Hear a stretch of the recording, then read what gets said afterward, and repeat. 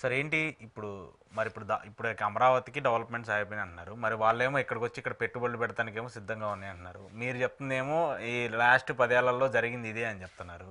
అదే కదా సార్, మనకి ఇప్పుడు డేటా ఎక్కడికి డివేట్ అవుతుంది కదా. ఇందాక నేను చెప్తుంది కూడా అదే. ఇప్పుడు దగ్గర దగ్గర 90,000 కోట్లు ఎక్స్పోర్ట్స్ ఏదైతే చేశారో ఆంధ్రప్రదేశ్ నుంచి 14-19 టెన్యూర్లో, it has reached more than 1,70,000 crores దాకా ఎక్స్పోర్ట్స్ చేసాం. సో ఎక్స్పోర్ట్ గ్రోత్ అన్నది ఫెనామినల్గా పెరుగుతున్నప్పుడు, ఇప్పుడు యాడెడ్ ఆబ్జెక్టివ్లో పోర్ట్స్ నిన్న మాట్లాడింది కూడా వాళ్ళు అదే. ఇప్పుడు 10 పోర్ట్లు including fish landing centres and fish హార్బర్లు కట్టారు. వీటిలోంచి వచ్చి ప్రొడక్షన్ ఎక్కడ పోద్ది అంటే, ప్రొడక్షన్ అంటే మత్స్య సంపద వస్తుంది, దాన్ని ఎక్స్పోర్ట్ చేయడానికో దేనికో వాడడానికో ఉపయోగపడతాయి కదా. అవును, నైబరింగ్ కంటే ఇప్పుడు తెలంగాణలో నిజంగా సముద్రం లేదు, సముద్రం చేప తెలంగాణకు వచ్చి అమ్మచ్చు కదా. ఎగ్జాంపుల్ చెప్తున్నా. అవును, అదే మనకి డిటిఏ సేల్స్ కూడా ఎక్స్పోర్ట్ కింద వస్తాయి. డిటి అంటే డొమెస్టిక్ టారిఫ్ ఏరియాస్. అట్లా మీరు there are lot of countries which don't sea shore లేదవచ్చు, లేదా మత్స్య సంపత్తో మనం బ్రహ్మాండమైన ఊరగాయలు పెడతారు. ఎగ్జాంపుల్ ఈనాడుతో టైప్ పెట్టుకుంటే ఊరగాయలు పెట్టేస్తారు కదా, ఎక్స్పోర్ట్ చేయొచ్చు కదా. అది కూడా ఒక కంపెనీ అనుకోవచ్చు. అదే మరి అవసదాకాలు వచ్చి సంతకం పెట్టేస్తారు, మీరు ఏడు చెప్తే రెడీగా ఉంటారు కదా వాళ్ళు. సార్ నాకు అర్థం కాదు, ఇప్పుడు జగన్మోహన్ రెడ్డి ఇన్ని చేశాడని పవన్ కళ్యాణ్ గ్రీన్కో ప్రాజెక్ట్కి వెళ్ళి ఆయన పబ్లిసిటీ ఇచ్చారు. దావోస్కి వెళ్ళి పోర్ట్ల గురించి చంద్రబాబు నాయుడు లోకేష్ మాట్లాడుతున్నారు. 40,000 కోట్ల ఎన్ఆర్ఐ పెట్టుబడుల గురించి కూడా విశాఖలో అవి పెట్టారు. విశాఖలో మొన్న 2 లక్షల కోట్ల పెట్టుబడులు ప్రధాని మోదీ వచ్చి శంకుస్థాపన చేశారు. ఇవన్నీ ఎంఓయూలు కావచ్చు, వీటన్నిటిని చేసి గత 5 ఏళ్ల పాలనలో జగన్మోహన్ రెడ్డే కదా. మరి ఎందుకు సార్ జగన్మోహన్ రెడ్డి ఫెయిల్ అయిపోయాడు, లేదా నిజంగా జగన్మోహన్ రెడ్డి చెప్పుకోవడం చేతకలేదా? సార్ ఒకటి గుర్తుంచుకోండి, మీరు 14 ఏళ్ళు ముఖ్యమంత్రి, ఇప్పుడు ఈ 5 ఏళ్ళు ఇంకో టర్మ్. తెలుగుదేశం లెగసీ ఉంది. రామారావు గారు 2 రూపాయల కిలో బియ్యం, నెక్స్ట్ ఇట్లా ఉంటాయి. నేను ఒక ఇంటర్వ్యూలో చెప్పాను, ఒలింపిక్స్ ఏషియన్ గేమ్స్ ఇట్లాంటివి ఉంటాయి చూడండి, ఒక టార్చ్ తీసుకొచ్చి ఫస్ట్ వెలిగిస్తాడు ఒక అతను, ఒక దీపం లాంటిది. That flame will continue. Next ఆ ఫ్లేము ఇంకొక కంట్రీకి నెక్స్ట్ ఎక్కడైతే జరుగుతుందో దానికి మళ్ళీ ఫ్లేమ్ ఇచ్చి దాన్ని ఆపుతారు అక్కడ ఆ కంట్రీలో. కానీ ఫ్లేమ్ ఇంకో కంట్రీకి టార్చ్ ఇచ్చే బ్యారర్ ఈ టెన్యూర్ ఏదైతే వాళ్ళు కండక్ట్ చేస్తారో అది it creates a mark. Okay, పలానా ఒలింపిక్స్ పలానా కంట్రీలో, పలానా ఏషియన్ గేమ్స్ పలానా కంట్రీలో చరిత్రలో చెప్పుకునేలా ఉంటాయి, మిగిలిపోతాయి. అలా మీరు గమనించుకోగలిగితే ఒక రామారావు గారు ఎరా, నెక్స్ట్ మీరు రాజశేఖర రెడ్డి గారు తీసుకోండి, జగన్మోహన్ రెడ్డి తీసుకోండి, ప్రజల కష్టాలు ప్రజల ఇతిగతులు ఏవైతే ఉంటాయో వాళ్ళు వాటిల్లోంచి చలనం దొరుకుతుంది. ఇప్పుడు రామారావు గారికి పొలిటికల్ వాక్యూమ్ ఎట్లా వచ్చిందంటే, సామాన్య మానవుడు పరిరక్షించబట్టలేదు ఆ టైంలో. ఈ ఎంతసేపు ఈ కాంగ్రెస్ తప్ప ఇంకొక ఆల్టర్నేటివ్ లేదు ఆంధ్రప్రదేశ్ కన్నా దగ్గర. ఆల్టర్నేటివ్ క్రియేట్ చేస్తూ ఈ స్టార్టెడ్ అడ్రస్సింగ్ ఏది జనతా వస్త్రాలు ప్రజలకు ఇవ్వడం, 2 రూపాయల కిలో బియ్యం, ఇవన్నీ. అలాగే చంద్రబాబు నాయుడు గారు అనంతరం రాజశేఖర రెడ్డి గారు గవర్నమెంట్ వచ్చేదాకా మీరు గమనిస్తే ఆయన కూడా ప్రజల్లోంచి చెలించిపోయి ఒక ఆరోగ్యశ్రీ, ఒక 108 అంబులెన్స్, ఒక ఫ్రీ కరెంట్ రైతులకి, అలాగే ఫీజు రీయింబర్స్మెంట్, ఇవి చరిత్ర. అవును, అవే ఫాలో అవుతున్నారు అందరూ, అవి ఫాలో అవుతూ ఉండవలసిందే. వెన్ యూ క్రియేట్ ఒక పెద్ద బాకరానంగల ఆనకట్టలాగా ఒకటి కట్టి దాని నీళ్లు అంచెల వారీగా వదులుతుంటే తరాలు జరుగుతాయి. సరే, ఒకేసారి వదలకుండా. ఇప్పుడు వెలుగొండ ప్రాజెక్ట్ ఉంది, 2,50,000 ఎకరాలు సస్యశ్యామలం, ఇదే 23వ తారీఖు గత సంవత్సరం దానికి అంకితం ఇచ్చారు. సో అట్లా మీరు ఇది గమనిస్తే జగన్మోహన్ రెడ్డి కూడా in the span of 5 years, మీరు జాగ్రత్తగా వినండి, 2 సంవత్సరాల కరోనా. అవును కదా, అంటే మన తిప్పలు మనం పడ్డానికి ప్రభుత్వం నానా తిప్పలు పడింది. అట్లీస్ట్ మన తిప్పలు మనం పడ్డానికి. ఇంకా ఆయనకి మిగిలింది ఎంత అండి? 3 సంవత్సరాలు. అందులో ఎలక్షన్ ఇయర్ తీసేయండి, సంవత్సరం పక్కన పెట్టేసి 2 సంవత్సరాలు, 6 నెలలు తిద్దాం. అంటే 2.5 సంవత్సరాల్లో సంవత్సరంన్నర బడ్జెట్ తీసుకొచ్చి ప్రజలకు ఇచ్చాడు. ఆ చరిత్రే కదా. అవును, ఇవాళ మీరు 23వ తారీఖుకి శాంచుటీ నేను ఇందాక చెప్పాను కదా, ఏది అప్పుడు చేసిన దానికి ఆసరా పథకం 27,000 కోట్లు ప్రజలకు ఇచ్చింది కదా. అంటే ప్రజాస్వామ్యంలో ప్రజల డబ్బులు తిరిగి ప్రజలకు ఇవ్వడం మొనాటమి ఫస్ట్ ఎవర్ టైం ఒక తండ్రి రాజశేఖర రెడ్డి, ఒక కొడుకు జగన్మోహన్ రెడ్డి బ్రేక్ చేశారు. ఆ రూల్ని బ్రేక్ చేశాడు. అంటే ఏంటి, ఇది ప్రజాస్వామ్యం, ప్రజలకి నేను చేయడానికి నాకు ప్రజలు అధికారం ఇచ్చారు. దాంట్లో ప్రజలకి ఏం చేయాలి? ఉచిత విద్య, ఉచిత ఆరోగ్యము, ఉచిత పౌష్టికాహారం, ఇలాంటివి పరిరక్షించుకుని వచ్చారు. ఇది ఎవరితోనైనా అవుతుందా? డెఫినెట్గా. ఇది మీరు జాగ్రత్తగా గమనించండి. అందుకే మీరు ఆయన ఏమన్నాడు, క్లాస్ వార్ అన్నాడు. క్లాస్ వార్లో ఏం జరుగుతుంది? నేను ఏబి వెంకటేశ్వరరావు మాట్లాడి, పెత్తందారులకి ప్రజలకు మధ్య జరిగేది ఈ క్లాస్ వార్లో ఏంటంటే వీళ్ళ కోసం వీళ్ళే పడుతుంటారు. కానీ పెత్తందారులతో యుద్ధం వాడు చేస్తాడు, సామాన్య మానవుడు చేస్తాడు. వాడి కోసం నిలబడి వాడు ఎవడో ఉంటాడు. వాడు చేసే పని ఏంటంటే నిన్ను నేను కాపాడుతాను. ఈ పెత్తందారుల బాధ ఏమొచ్చింది చెప్పండి? బాధ ఎక్కడ వచ్చింది తెలుసా మీకు? అప్లిఫ్ట్మెంట్ అంటారు సమాజంలో. ఓ రఘురామ్ రాజన్ గారు కానీ అమర్ సేన్ గారు కానీ సామాన్య మానవుల చేతిలో డబ్బులు పెట్టండి, అవి రొటేట్ అవుతాయి ఆటోమేటిక్గా. మీరు గమనించలేదు, ఎలక్షన్ ముందు నేను ఒక వీడియోలో చెప్పాను, దగ్గర దగ్గర 4.5 లక్షల కోట్లు బ్యాంక్ బ్యాలెన్స్లు పెరిగి ఉన్నాయి చాలా మంది. అండ్ నేను ఆర్బీఐ మళ్ళీ ఇంకో స్టాటిస్టిక్స్ రిలీజ్ చేసింది, దగ్గర దగ్గర 3% ఫినామినల్ గ్రోత్ ఇన్ సేవింగ్స్ కనబడ్డాయి. అంటే చిన్న చిన్న పొదుపులు లాస్ట్ గవర్నమెంట్. ఈసారి భయంకరంగా డ్రాస్టిక్గా 31% పడిపోయింది, 34 నుంచి 31 పడిపోయింది. దీనికి కారణం ఏంటంటే ఎప్పుడైతే సామాన్య మానవుడి దగ్గర రొటేషన్ ఆగిపోయిందో క్లాస్ వార్ స్టార్ట్ అయింది. దీనికి బాధ ఏంటంటే పెత్తందారులు చేసి యుద్ధాలు ఉంటుందంటే చూడండి, ఎన్ఆర్ఐలు వచ్చి వాలంటీర్లు కొండ ఇలాంటివన్నీ చేశారు చూడండి, అక్కడ డబ్బులు ఇక్కడ కదా. ఇక్కడ వీళ్ళ బాధ అంతా ఏంటంటే వ్యవసాయ కూలీలు, వ్యవసాయ ఆధారిత రాష్ట్రమే కదా, వ్యవసాయ కూలీలు వీళ్ళకి ఇంక్రిమెంట్లు రావాలి, జీతాలు పెరిగిపోవాలి, ఈ రేట్లకి తగ్గట్టుగా క్లాస్ లివింగ్ ఉండాలి. బట్ సామాన్య మానవుడు ప్రభుత్వం ఇచ్చి పథకంతో ఉదాహరణకి పిల్లల్ని చదివించుకుంటున్నారు. మనమే చెప్తున్నాం పక్కన free bag, free education, free books అన్ని. కానీ 15,000 రూపాయలు ఇంట్లో ఇస్తే అది అప్లిఫ్ట్మెంట్ కదా ఫ్యామిలీకి. అంటే ఉదాహరణకి 2వ పిల్లలకి చదివించుకోవడానికి, హెల్ప్ అవుతుంది, వాడి పుస్తకాలు కొనడానికి. అంటే మార్కెట్లో రొటేషనే కదా. ఇప్పుడు పెద్ద అబ్బాయికో చిన్న అమ్మాయికో ఎవరికో ఇస్తుందండి అమ్మఒడి, మిగిలిన ముగ్గురిది 15,000 ఇచ్చింది, 2 పిల్లలు చదివించుకోవడానికి ఉపయోగపడుతుంది కదా. వాళ్ళ బేసిక్ నీడ్స్ లేదా ఇంట్లో 2వ పూట అన్నం పెట్టడానికి ధైర్యంగా ఆ ఫ్యామిలీకి అప్లిఫ్ట్మెంటే కదా. సో అప్పుడు వాడు ఏం చేస్తాడు, మార్కెట్లో వాడికి పని చేయడానికి వెళ్ళినప్పుడు వ్యవసాయ కూలీ కుటుంబం గురించి నేను ఎగ్జాంపుల్ చెప్తున్నాను. నా కూలీ 400-500 బదులు 1,000 రూపాయలు డిమాండ్ చేయొచ్చు. ఇది పెత్తందారులకి బాధ వస్తుంది. సో దీంట్లో ఏం చేశాడంటే సామాన్య మానవుడు అప్లిఫ్ట్మెంట్ కోసం ఒక కొడుకు జగన్మోహన్ రెడ్డి, తండ్రి బేసిక్ కమ్యూనిటీస్ ఫ్రీ ఇచ్చుకుంటూ వచ్చాడు. ఇది కరెంట్. నెక్స్ట్ నీకు ఆరోగ్యంకి నేను భరోసా, ఆరోగ్యశ్రీ. ఇప్పుడు సాధారణంగా డబ్బులన్నీ ఆరోగ్యం పాడైతే కదా దాని మీద తగలెట్టేది, వాడి జీవితం మొత్తం. అది ఇవాళ 25 లక్షలు ఇవాళ ఆయుష్మాన్ భారత్ ముడి పెట్టారు. ఎందుకు ఈ పెత్తందారులు వాళ్ళు అలాగే ఉండాలి, వాడు వీళ్ళ ఇంటి ముందు దేవుళ్ళు ఆడుకుంటూ తిరగాలి దేహి అని. ఇది ఎప్పుడైతే పోతుందో దానికోసం అన్న సమాజాన్ని ఎవడైతే నిర్మిస్తాడో వాడే. అంటే ఇప్పుడు జగన్మోహన్ రెడ్డి చెప్పేది ఏంటంటే నేను సచ్చినా మా నాన్న ఫోటో పక్కన నా ఫోటో ఉండాలని. ఆయన అదే అన్నాడు. ఏదో మీరు ఇప్పుడు ప్రజలు మోసపోయారా, ప్రజలు మోసం చేశారంటే 40% ఓటు ఇచ్చి చూపించారు వాళ్ళు. మిగిలిన 60% ఎవరు ఉంటారు? డెఫినెట్ గా అంత బిలో పవర్టీ 40% అనుకుంది. అంటే భారతదేశం అభివృద్ధి చెందుతున్న దేశమే. అందరూ రివర్స్ చెప్తారు, ఇంకా 80% ఉన్నారు. ఎవడైతే అందుకున్నాడో ఆ రెసిప్రొకేట్ యాటిట్యూడ్ చూపించాడు. కానీ చూపించిన వాళ్ళు ఎవరు? సరే, ఇక్కడ మీరు చెప్పింది చాలా వ్యాలిడ్ పాయింట్స్. కానీ ఇక్కడ ఏదైతే పెత్తందారులకి ప్రజలు అనే దాంతో పెత్తందారులే గెలిచారు, చివరికి గెలుస్తారు వాళ్ళే. మీకు ఎప్పుడైనా ఒకటి గుర్తుంచుకోండి సార్, ఒక మొనాటమీ ఎప్పుడైతే బ్రేక్ అవుతుందో ఆ మొనాటమీని బ్రేక్ చేయడానికి విశ్వ ప్రయత్నాలు. ఎందుకు రాజశేఖర రెడ్డి గారు 2వ సారి గవర్నమెంట్ ముక్కుతూ ములుగుతూ గెలిచారు, ఎందుకు తట్టుకోలేరు వీళ్ళు. ఎలాగైనా అన్న దగ్గర ఎక్కడో దగ్గర ఒక ప్రస్థానం నిలబడుతుంది. ఈ జగన్మోహన్ రెడ్డికి 2వ సారి నానంత అనుభవం లేదు, చుట్టుపక్కల చాలా మంది తప్పేలాగాలు ఉన్నారు. సో దీని నుంచి ఏమైంది, ఆయన బోల్డ్ డేరింగ్ డాషింగ్ స్టెప్స్ అన్నిటికీ ఎక్కడికక్కడ పాబంధకాలు క్రియేట్ చేసుకుంటూ వచ్చారు చుట్టుపక్కల ఉన్న వాళ్ళే. చుట్టుపక్కల అంటే వ్యవస్థ మీకు అర్థమవుతుందో, ఒక బ్యూరోక్రాట్ వ్యవస్థ. ఏ బాబు తెచ్చి మొత్తం ప్రజలకే పెట్టమ, బడ్జెట్ అంతా లేపేసి ఇచ్చేస్తున్నాడు. డెవలప్మెంట్ లేదని అని చెప్పేసి డెవలప్మెంట్ లేదంటే కనబడుతుంది డెవలప్మెంట్, కానీ చెప్పకుండా నిరోధిస్తున్నారు ఎక్కడికక్కడ. ఇప్పుడు ఇదే మాట దావోస్ 10 పోర్ట్లు ఉన్నాయి గర్వంగా ఎలా చెప్పగలిగావు? స్పాన్ ఆఫ్ 5 years లో 4 పోర్ట్లు ఎక్స్ట్రా వచ్చాయి కాబట్టి, స్పాన్ ఆఫ్ నో టైమ్ లో ఫిషింగ్ హార్బర్లు వచ్చాయి కాబట్టి, span of no time fish landing సెంటర్లు వచ్చాయి కాబట్టి. పెట్టుబడులు రాలేదని ఇక్కడ ఈ తెప్పలగలకి చెప్పడం వేరు, అక్కడికి వెళ్ళి వేదికలో మేము పెట్టింది లాస్ట్ టైం ఉంది కదండి, మీరు how come you Q deliberations అంటే వీళ్ళు ఇక్కడ ఏంటి చూపిస్తారు. జగన్మోహన్ రెడ్డి ఇప్పుడు మనం గుటక మింగాను అనుకోండి సార్, నేను ఇందాక కరెంట్ పోయింది, ఆ లేఖని చూపించారు అనుకోండి, ఈ నీళ్ళు నలుగుతున్నాడు రా కింద కామెంట్లో, ఈ నీళ్ళు నలుగుతున్నాడు కాగితాలు చదువుకుంటున్నాడు అనుకున్నాడు రా అని అవన్నీ రాశారు అనుకోండి, నేనేం చెప్పగలను? ఫ్లో బ్రేక్ అయింది కదా, ఆ బ్రేక్ అదే ఇటు చూపించి ఇటు మాట్లాడలేకపోతే మనోడు ఎరగదీసేస్తాను. స్టాన్ఫోర్డ్ లో నువ్వు చదువుకున్నప్పుడు నీకు ముఖ్యమంత్రి అయిపోయి హోదా ఉన్నప్పుడు మరి మంజయ్ గారు ఎక్కడ స్టాన్ఫోర్డ్ లో చదువుకోలే కదా. మళ్ళీ ఎందుకు సమయంలో స్టాన్ఫోర్డ్ లో చదివితే ఏదైతే సత్యనారాయణ గారు ఆల్రెడీ పరిగెట్టుకు వచ్చి ఇక్కడ అయిపోవాలి కదా, సీఎం అయిపోవాలి, ఆయన పిఎం అయిపోవాలి.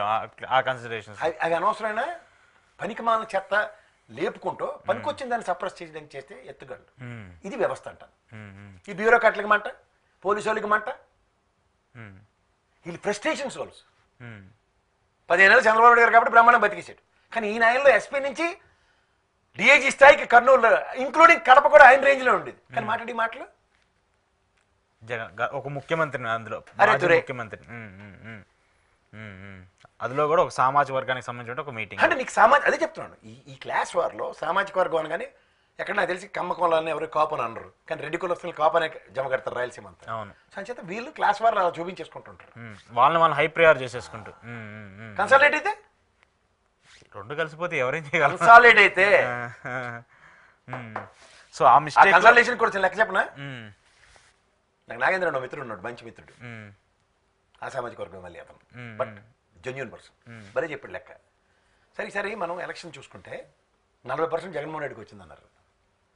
మేము దగ్గర ఇప్పుడు కొత్త లెక్కలు తీయట్లే కానీ పాత లెక్కలతోనే సమాయిస్తున్నారు మనకి 2011 స్టాటిస్టిక్స్. ఇప్పుడు దగ్గర 25-27% ఉంటారు కాపులు. అవును, వాళ్ళే కదా హైయర్. ఈసారి ఇలా కన్సాలేట్ అయ్యారు, తక్కువ ఎక్కువ ఏదైతేనే సోదర సామాజిక వర్గంతో మనం ఎలా అయినా అవ్వాలి, ఈ ప్రభుత్వ స్థాపన జరగలేదు. ఎందుకంటే పాపం పవన్ కళ్యాణ్ లేదనుకోండి ఈసారి ఆ సామాజిక వర్గ రిప్రజెంటేషన్ కనుమరుగైపోతుంది. ఉదాహరణకి మహానుభావుడు రంగా గారి తర్వాత చిరంజీవి గారు ఏదో ప్రయత్నించారు, ఫెయిల్ అయ్యారు. ఈయన వచ్చారు కల్లా ఇంకా ఈయన కూడా ఇక్కడ ఈసారి ఓడిపోయాడు అనుకోండి, ఏమవుతుంది రాజకీయ క్షేత్రంలో? ఆ సామాజిక వర్గం నిలదొక్కునే పరిస్థితి లేదు. అంటే ఒక రిప్రజెంటేషన్ ఉండదు కదా. మహా అయితే ఉప ముఖ్యమంత్రి ఈసారి కూడా అది ఇచ్చిన ఆయన ఒకటే అన్నాడు, ఉప ముఖ్యమంత్రి కూడా అవ్వడం చిన్న విషయం కాదు కదా అన్నట్టుగా మాట్లాడాడు. కానీ ఇక్కడ వీళ్ళు ఎలా ప్రొవోకేట్ చేస్తారు, తట్టుకోలేకపోతున్నారు. ఇక్కడ ఉప ముఖ్యమంత్రితో మొదలెట్టి దావూస్ తీసుకెళ్ళి అక్కడ ముఖ్యమంత్రిని చేయడాక వాళ్ళకి ఇన్వెస్ట్మెంట్లు తినరా బాబు అంటే వీళ్ళు తీసుకెళ్ళి అక్కడతో భజనలు చేయించి మొత్తం ముఖ్యమంత్రి చేసేస్తారు. అక్కడ కూడా స్లోగన్స్ మళ్ళీ ముఖ్యమంత్రి కదా. మీరు అట్నుంచి వస్తే ఇటు పక్క నుంచి కూడా మూలు ఉంటాయి. ఢిల్లీ వేదికగా 58 మంది సామాజిక వర్గం కన్సల్టేట్ అయి ఉన్నారు. ఏం చేస్తుంది సార్ అదే బీజేపీ? ఇప్పుడు నాకు మీరు చేస్తారు కొన్ని ఆరోపణలు వస్తున్నాయి. ఇప్పుడు బీజేపీ ఒక పవన్ కళ్యాణ్ త్రూ గేమ్ చేయాలని చెప్పేసి చాలా బిగ్ ప్లాన్ వేసిందని చెప్పేసి కూడా ఉన్నారు. ఆయనకు కూడా కొంతమంది కాపు సామాజిక వర్గానికి సంబంధించిన టీడీపీలో ఉన్న ఎమ్మెల్యేలో బీజేపీలో ఉన్న ఎమ్మెల్యేలో కొంతమంది అటాచ్ చేయారని చెప్తున్నారు. పవన్ కళ్యాణ్ని పక్కన పెట్టేసి చిరంజీవిని హైలైట్ చేస్తూ వస్తుంది బీజేపీ. ఏం చేస్తుంది? గేమ్ అంటే ఇప్పుడు మీకు షిండే లాస్ట్ టైం మహారాష్ట్రలో ఏమయ్యాడు, ముఖ్యమంత్రి అయ్యాడు. నెక్స్ట్ డిప్యూటీ సీఎం అయ్యాడు. ఎవరు? ఫెడరలిస్ట్ కోసం, బీజేపీ మూవ్ కోసం. మీరు వెస్ట్ బెంగాల్ ఎలక్షన్స్ తీసుకోండి, 1-2-3 స్ట్రాటజీ నేను ఎప్పుడు చెప్తూ ఉంటాను. ఇవాళ కమ్యూనిస్ట్ కాంగ్రెస్ ఎత్తుపోయి లేవు అసలు అక్కడ. ఇప్పుడు దేశవ్యాప్తంగా కేజ్రీవాల్ తిరుగుతాడు కాలం మధ్యలో, ఇలా ఎవడో అనాజర్ ప్రోడక్ట్ ఇవి. మీకు అర్థమైందా? పాండిచేరి కాంగ్రెస్ గవర్నమెంట్ ఉంది, కిరణ్ బేడిని ఎత్తికెత్తి మొత్తం కాంగ్రెస్ ని తుడిచేశారు అక్కడ. మీరు గమనించుకోండి ఇవన్నీ మూవ్స్. ఈ కరెక్ట్ గా ఎక్కడ ఉంటాడు? ఢిల్లీ అంటే మొత్తం 90% ఢిల్లీ కేంద్ర హోంశాఖ ఆధీనంలో గవర్నర్ చేతిలో ఉండి మిడుగుడు గవర్నమెంట్. అక్కడ ఎవడున్నవాడు ఏమి ఉండదు, అడవాడి పేలా లేపుకోవడమే. ఆ బ్యాచ్ని తీసుకొచ్చి ఇక్కడ కేజ్రీవాల్ తోపని పంజాబ్ ఇచ్చారు, అక్కడ కాంగ్రెస్ నోట్లో మట్టి కొట్టి. నెక్స్ట్ తీసుకెళ్లి గుజరాత్ ఎత్తుకున్నారు. గుజరాత్లో ఏంటి కాంగ్రెస్ ఉండేది రెండో ప్లేస్, ఇప్పుడు మనోడు ఎక్కేసాడు అక్కడ. అయితే నువ్వు 40 ఏళ్ళు 30 ఏళ్ళు బట్టి అక్కడ ఉన్నారు, మంట ఎక్కిపోయి ఒకసారి గవర్నమెంట్ మార్పు అన్నారు అనుకోండి, రెడీగా ఉంటాడు కేజ్రీవాల్. కాంగ్రెస్ ఏది మళ్ళీ ఎత్తుక్కోవడమే మీరు. అలా వీళ్ళు ఏం చేస్తారంటే ఉత్తరాదిన బాగా పాగాయేసారు బీజేపీ, దక్షిణాదిన పాగాయాలంటే ఫస్ట్ ఏం చేయాలి? కొన్ని సామాజిక వర్గాలను ప్రేరేపించాలి. నాకు నేను చెప్పాను 40% వైఎస్ఆర్సీపీ అన్నప్పుడు 27% కాపు సామాజిక వర్గం అనుకుందాం. చాలా గట్టిగా ఉంది. వాళ్ళు చేంజ్ చేయలేరు. గట్టిగా ఉంది కదా. రెడ్డి సామాజిక వర్గాన్ని చేంజ్ చేయలేరు రేటు, రెడ్డి సామాజిక వర్గానికి చేంజ్ చేయలేరు రేటు. అది కూడా ఒక కన్సల్టేట్ అవన్నీ ఎంత 5, 6, 3, 4, 2% కదా సార్. ఈ లెక్క చూడండి ఒకసారి మీకు అర్థం. ఇప్పుడు ఓటు షేర్ కాపులు 27% దగ్గర అనుకుందాం. గంప కొత్తగా మొత్తం తెలుగుదేశంతో ఎలానే కొట్టారు కదా. కొట్టప్పుడు మీరు క్లెయిమ్ చేసుకునే రేటు చెప్దాం. 40% వైఎస్ఆర్సీపీ, 27 దగ్గర వీళ్ళది అనుకో, ఇంకో 5% వేరే వాళ్ళు కలిపితే 72% వీళ్ళ దగ్గర ఉంది. ఇద్దరికి అటాచ్ అయిపోయింది కదా. 2029లో ఎలక్షన్ పెడితే 28% తెలుగుదేశం ఓటు బ్యాంక్ ఉంటుంది. దానికి నేను కూడా కాదు, మీ ఈనాడు రేసిడ్ పచ్చలోడు ఎంత బాగా రేసిడ్ తెలుసా? 11 నియోజకవర్గాల్లో 1,00,000 పైన సభ్యత్వంలో మొదలయ్యి 58 దగ్గర నియోజకవర్గాల్లో 50,000 లోపునయ్యి. మిగిలినవన్నీ అల్లప్పటి నుంచి నేను చెప్తున్న పాత కదే. ప్రస్థానం లేదు, 45 నియోజకవర్గాలు, ఇంకో 5 గెలిపడి 50 వేసాడు. లెక్క చూసుకోండి. ఆ ప్రస్థానం మనం గెలిచినవి కూడా అది విత్ జనసేన సపోర్ట్ తో. అదే కదా. ఇప్పుడు మీకు వాళ్ళలో 4 రకాలు ఉంటాయి. ఉదాహరణకి కాపులు లేకపోతే బలిజా అని ఎలా అయినా అవ్వడానికి ఏముందండి. దానికి వాళ్ళు ఏం చేస్తారంటే ఫ్రంట్ ఎండింగ్ రోల్లో తిరుపతిలో గెలిచిన చిరంజీవి గారిని ఒక్కసారి కనుక ఫ్రంట్ ఎండింగ్ కాంగ్రెస్ నుంచి కాదని తెచ్చుకోగలిగితే ఏమవుతుంది? ఓ షిండే గారి రూపంలో ఆప్షన్ ఈయన ఎక్స్ప్లోర్ చేశారనుకోండి, చిరంజీవి గారిని ముఖ్యమంత్రిగా, పాసిబిలిటీ ఎంతమంది కాదనలేరు. చాలా మంది అయితే అసలు ఆ సామాజిక ముందు పవన్ కళ్యాణ్ ఒప్పుకుంటాడు కదా. మీకు అర్థమవుతుందా? ఇప్పుడు 7 అంతస్తులు 700 కోట్ల బిల్డింగ్ కడతారు. ఎవరు కడతారు? అది ఏ సామర్థ్యం ఉన్న వాళ్ళు కడతారు? బీజేపీ చూడండి సెంట్రల్ ఆఫీస్ ఎలా ఉంటుందో ఆ సామర్థ్యం ఆంధ్రప్రదేశ్ లో బేస్ క్యాంప్ క్రియేట్ అవుతుందంటే సౌత్ జోన్ హెడ్ క్వార్టర్స్ తయారవుతుందని అర్థం కదా బీజేపీ పరంగా. ఒకసారి ఇక్కడ ఏదో ఒక స్టేట్ 2 నిమిషాల పని పవన్ కళ్యాణ్ గారిని బీజేపీ అధ్యక్షుని చేయడం. ఈ తప్పేలగడ నిన్న మొదలెట్టి నేను ఎప్పుడు ఎలక్షన్ అయిన 10 రోజుల నుంచి చెప్పాను నేను. మీరు గమనించారా? అవును అవును. సో ఒక్కసారి కనుక పవన్ కళ్యాణ్ సదరన్ స్టేట్లో నాకు తెలిసి మీరు కేరళ నుంచి చూసుకోండి, ఈ 4 సదరన్ స్టేట్స్ కేరళ, తమిళనాడు, ఆంధ్రప్రదేశ్, కర్ణాటక వీటిల్లో చిరంజీవి గారి వైబ్రేషన్స్ కనబడతాయి, ఎక్కువ ఉంటుంది. అంత కాదన్నా ఇది క్రౌడ్ పుల్లర్ తర్వాత విషయం తర్వాత. సో దానికి పవన్ కళ్యాణ్ గారు కూడా ఎలా అయినారు అనుకోండి, మహారాష్ట్ర ఎలక్షన్ ఇవన్నీ ఎగ్జాంపుల్స్ చెప్పుకుంటూ వచ్చారు. సో సౌత్లో బేస్ క్యాంప్ కోసం అరుల్ చేస్తుంది దగ్గర ఇంకొంచెం స్ట్రాంగెస్ట్ బేస్ క్యాంప్ క్రియేట్ అయింది అనుకోండి, అది ప్రాబ్లీ ఫ్రమ్ ఏపీ. లేదంటే లాస్ట్ టైం ఇక్కడ మనకి సంజయ్ గారి ధర్మం అనే స్థాయి పెరిగింది కదా, ఒక అడుగు ముందుకెళ్ళారు అడవాడుతోనో దీంట్లో. ఇక్కడ మీకు సౌత్ లో ఒక పాకెట్ క్రియేట్ అయింది అనుకోండి సార్, ఆప్షన్ ఎక్స్పోర్ట్ చేయడానికి ఈజీ అవుతుందో కదా? డెఫినెట్గా ఇది. సో అంటే మీ వ్యూ ప్రకారం ఖచ్చితంగా చిరంజీవి గారిని ఫ్రంట్ ఎండ్ చేసి ఇక్కడ టీడీపీని చంపే ఈ టర్మ్కి వాళ్ళు అసలు మీకు ఎప్పుడైనా గుర్తు, నేను ఎందుకు చెప్తున్నానంటే వాళ్ళ దృష్టిలో ఎవడో ఒకడిని బల్లి పురుగు తిన్నట్టు తినడమే అది జయం. అది ఎవరైనా అవ్వచ్చు, ఇది రాజకీయం చదరంగా ఉంటారు. మీరు లోకేష్ అని ఒక మూవ్ ఇచ్చారు అనుకోండి అటు నుంచి ముఖ్యమంత్రి అని, వాళ్ళ మూలు వాళ్ళకే ఉంటాయి. సరే ఇక్కడ ఇప్పుడు బీజేపీ విత్ పవన్ కళ్యాణ్ అయితే టీడీపీకి 25 to 25 మ్యాక్స్ ఓట్ బ్యాంక్, ఒకవేళ 28% మ్యాక్స్ ఉంటే. ఇప్పుడు జనసేన లేకపోతే అసలు గవర్నమెంట్ ఫామ్ చేసే పరిస్థితి కూడా ఉండదు, ఇంపాసిబుల్. దీనికి ఆల్రెడీ ఫ్రిక్షన్ ఎక్కడ ఉందంటే స్థానిక సంస్థల ఎలక్షన్స్ కి లేకపోతే లోకల్ బాడీస్ లో 175 అన్నిటికి 40% రిజర్వేషన్ కోసం జనసేన ట్రై చేస్తుంది. ఒక్క పవన్ కళ్యాణ్ గారే పాపం ఆయన సంయమనం పాటిస్తున్నారు, కింద గ్రాస్ రూట్ లో అల్లాడిపోతున్నారు వాళ్ళు, చాలా మంది ఆగ్రహం వ్యక్తం చేస్తున్నారు. సో దాంతో ఏమవుతుందంటే ఒక్కసారి ఎవరికైనా వాళ్ళ కులం తల్లిలాడిది. ఒక ఏబి వెంకటేశ్వర ఒకటికే తెలిస్తే మేము ఇది అన్నప్పుడు అవతల వాళ్ళకి అదే కదా, ఎవరి కులం వాళ్ళకి సామాజిక వర్గంగా ఉంటారు కదా. మరి వాళ్ళ నిద్రలు వేస్తే ఇప్పుడు ఇక్కడ సేఫ్ గా ఉంది ఎవరు సార్? ఎవరు? జగన్మోహన్ రెడ్డి కదా. ఎవరు కాదు, జగన్మోహన్ కళ్యాణ్ గారు సేఫ్ గా ఉన్నారు. పవన్ కళ్యాణ్ గారు సేఫ్ గా ఉన్నారు, ఎందుకంటే మొత్తం అంతా చూడండి లా అండ్ ఆర్డర్ మీద కంటిన్యూస్ గా ఫోకస్ చేసి మాట్లాడుతున్నాడు ఆయన. లా అండ్ ఆర్డర్ ఇవాళ చీఫ్ మినిస్టర్ గారు కింద ఉంది, హోంమంత్రి గారు అంతా కేవలం నామకం వస్తాయి, ఏదో అక్కడ లా అండ్ ఆర్డర్ అంతా మొత్తం ముఖ్యమంత్రి గారి దగ్గర ఉంది. ఇండైరెక్ట్ గా ఎవరిని బ్లేమ్ చేస్తాడు అతను? చంద్రబాబు కలేజీ సినిమాలు చూడండి, అక్కడ ఎవరు లేరు కదా సార్ అంటాడు బెమ్మానంద్. సరిగా చూడు ఉన్నారంటాడు. సరిగ్గా చూడండి లా అండ్ ఆర్డర్ ఎక్కడ ఉందన్నది తెలుస్తుంది. అంటే ఈ స్ట్రైట్ అవే అటాకింగ్ అతను అపోజిషన్ లీడర్ గా కొడుతూనే ఉన్నాడు ఆయన కుంభస్థలాన్ని. దానికి తగ్గట్టు హోమ్ మినిస్ట్రీ మూవ్ వచ్చింది అక్కడి నుంచి టీటీడీ విషయంలో. టీటీడీ మూవ్ వచ్చింది, కర్మ గాలి అది మళ్ళీ పవన్ కళ్యాణ్ గారు లాబింగ్ తోనే ఆగింది. ఒకరు కాకపోతే ఫస్ట్ టైం మూర్తి గారు చెప్పారు సానా దినాలు యాదవ్ ఉన్నట్టు, సానా దినాలు యాదించుకున్న 6 పణాలు పోయి సానా దినాలు 80 సంవత్సరాల లెగసీలో ఇప్పటిదాకా కేంద్ర ప్రభుత్వ ఇన్వాల్వ్మెంట్ కూడా సానా దినాలు యాదించుకునేలా వచ్చింది. సెంట్రల్ గవర్నమెంట్ ఇన్వెస్ట్ వచ్చినట్టయితే ఎత్తేసేవాళ్ళు ఈ పాటికి. అన్ని వేలు ఇటే చూపించారు. ఈ టీటీడీ చైర్మన్ కొంప ముంచారు సార్, అయితే నేను ఎత్తిపోతల పథకమే జస్ట్ మిస్ అవి. సంచేత మనం ఏదో అనుకుంటున్నట్టు నితీష్ కుమార్ మణిపూర్లో గెలికాడు, అయితే ఢిల్లీని మనం దావోస్ వేదికగా లోకేష్ గారిని ముఖ్యమంత్రి పదవి కోసం ఒక పాచికేసం ఫీలర్ల కోసం అన్నట్టుగా చంద్రబాబు గారు రాజకీయం మొదలెడితే మీ ఏజ్కి ఈక్వలెంట్ ఏజ్తోనే ప్రధానమంత్రి స్థాయిలో 3సార్లు వెళ్ళిన ఆయన, మీలాగే ముఖ్యమంత్రి కూడా చేసి ప్రధానమంత్రి అయిన నరేంద్ర మోడీ కూడా పాచికలు రెడీగానే ఉన్నాయి. అందులో సదరన్ స్టేట్ లో బల్లిని తినడానికి రెడీగా ఉంటాడు పురుగుల్ని. వాళ్ళు చాలా వెయిట్ చేస్తున్నారు ఇక్కడ. అక్కడ ఈ ధరంపోవడ దీక్షలు అన్ని మర్చిపోయి రబ్బర్ పెట్టి చేరిపేశారు. మేము మనం బాయి బరంపురం కథలన్నీ ఎత్తేయాలంటే కుదరదు. కానీ ఇక్కడ జగన్మోహన్ రెడ్డి చాలా క్లియర్ గా బీజేపీతో డైరెక్ట్ ఇన్వాల్వ్మెంట్ లేకుండా ఆయన కూడా సేఫ్ గా ఉన్నట్టు అనుకోవచ్చు కదా. ఆయన ఉండట్లేండి ఈసారి ఎందుకు ఆయన ఢిల్లీ లాబింగ్ లో విజయసాయి రెడ్డి గారిని ఇంకొంచెం క్రియేట్ చేసి వచ్చి ఇదే ఆప్షన్ ఈ ఏవియేషన్ మినిస్టర్ తీసుకుని విజయసాయి రెడ్డిని ఉన్న అక్కడ కూర్చోబెట్టుంటే ఈ రోజు అసలు కథే వేరు. ఆయనకి ఏంటంటే ప్రత్యక్షంగా పరోక్షమైన సపోర్ట్ కాదు, డైరెక్ట్ ఇన్వాల్వ్మెంటే కావాలి. ఆ డైరెక్ట్ ఇన్వాల్వ్మెంట్ లో జగన్మోహన్ రెడ్డి సైడ్ నో. దానివల్ల పార్టీ డ్యామేజ్ అయ్యింది అనేది ఎందుకో అది ఉంటుంది. ఇప్పుడు రీజనల్ పార్టీస్ అందరూ ఒకేలా, ఇప్పుడు కేసీఆర్ గారి పార్టీ ఉంది, అక్కడ స్టాలిన్ గారి పార్టీ ఉంది, ఏఐడిఎంకే ఉంది, ఇవన్నీ బీజేపీతో ఎలా అయినా వాళ్ళని రూల్ ఏం లేదు కదా. రూల్ లేకపోతే sir without central government support తో లేదంటే నేషనల్ పార్టీ సపోర్ట్ తో లోకల్ పార్టీస్ కన్వే అయ్యే సిచ్యువేషన్స్ లేవు కదా ఇప్పుడు రాజకీయాల్లో. లేనప్పుడు ఏం చేయాలంటే ఎంఐఎం స్ట్రాటజీ ఆఫ్ చేయాలి. ఎంఐఎంఐ ఇప్పుడు పెద్ద కన్ఫ్యూజన్ లో పడిపోయిన పరిస్థితులు ఉన్నాయి. ఇప్పుడు కన్ఫ్యూజన్ మనం క్రియేట్ చేస్తారు వాళ్ళు. కేంద్ర ప్రభుత్వంలో ఎవరు ఉంటారో వాళ్ళతో అలానే బ్రహ్మాండంగా ముందుకెళ్తారు. ఈసారి వాళ్ళకి వచ్చిన టాస్క్ ఏంటంటే లాస్ట్ 10 years బట్టి కాంగ్రెస్ ఎక్కడ స్ట్రెంత్ ఉందో వెళ్ళి ఆమ్ ఆద్మీ పార్టీ వాళ్ళు నువ్వు కూడా వెళ్ళి నిలబడి అక్కడ ఓట్లన్నీ సీల్చి ఇదే టాస్క్ వాళ్ళకి. అది ఇదే కాంగ్రెస్ పార్టీ రానివ్వండి, వాళ్ళు మొత్తం హిందూ వాదాలను కూడా తిరగేసి కొడతారు వాళ్ళు. గతంలో లాంగ్వేజ్ మీకు జ్ఞాపకం మన అక్బరుద్దీన్ ఓవైసీ గారు అని ఇప్పుడు ఎందుకు లేవు చెప్పండి. సో అలాంటి ఈక్వేషన్స్ కూడా జరగబోతున్నాయి గ్యారంటీగా. కంక్లూడ్ చేస్తే ఒక పాయింట్ చెప్పండి ప్రసాద్ గారు. ఇప్పుడు ఏపీలో ఐఏఎస్లు ఐపీఎస్లకు సంబంధించిన బదిలీలు ఎక్కువ జరుగుతున్నాయి, కొన్ని పవన్ కళ్యాణ్ గారి గోదావరి జిల్లాకు సంబంధించి కాకినాడ ఎస్పీగా ఒక కీలక వ్యక్తిని వేశారు బిందు మాధవ్ గారు.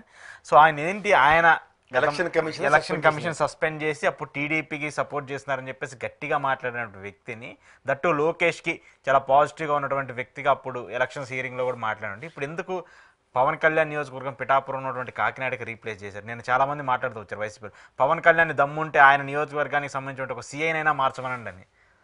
వాళ్ళు మాట్లాడుకుంటున్నారు కదా, అది నాకు సంబంధం అండి. కానీ ఇక్కడ మీకు నేను చెప్తున్నాను కదా, అడ్మినిస్ట్రేషన్ ఆ రోజు సజ్జల గారిని ఎలా ఆడిపోసుకున్నారు, ఇప్పుడు ఈ రోజు లోకేష్ గారు అదే రోల్ ప్లే చేస్తారు. ఓవరాల్ గా without his presence and involvement nothing is moving. అన్నిట్లో ఆయన రోల్ ఉంటుంది. Is playing his best role. There is no second thought in it. Okay, so మీ మూవ్ ప్రకారం ఖచ్చితంగా ఏపీలో ఒక బ్లాస్ట్ జరగబోతుంది. ఛాన్సెస్ ఉన్నాయి, అంటే ఇటు నుంచి మూవ్ పడితే అటు నుంచి గ్యారంటీ మూవ్ ఉంటుంది. ఇక్కడ నుంచి టీడీపీ పవన్ కళ్యాణ్ గారి స్ట్రాటజీ ఇస్ వెరీ క్లియర్.